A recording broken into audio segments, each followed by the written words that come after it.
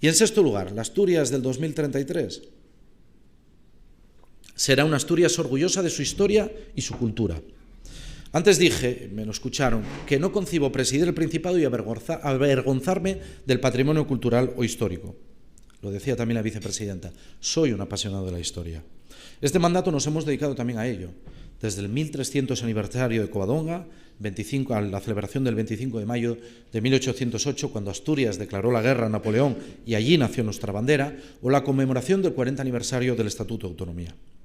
Todo ello responde al mismo afán. Conocer y valorar la historia es la forma más importante de recuperar la autoestima y el orgullo de pertenencia, uno de los grandes malos. Es un cambio de mentalidad de primer orden.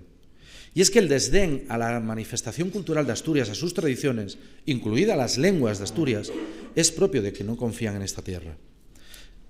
Hemos dado pasos de gigantes, la ampliación del Museo de Bellas Artes que se pondrá en marcha este año, el cuidado del prerrománico, algo único a nivel mundial, la potenciación de la ruta jacobea, la promoción del Camino de los Santuarios entre mi tierra hermana de Cantabria, el santuario de Liébana, Covadonga y Oviedo, se suman a una defensa que hemos hecho clara y valiente de la defensa del asturiano y el leonaviego. No conozco ni una sola comunidad que se precie, que permanezca cruzada ante el riesgo de que se extingan sus propias lenguas. La Asturias de la próxima década va a superar sin duda ese debate. La protección de nuestras señas culturales se asentará en el consenso social y político y para ello reformaremos el Estatuto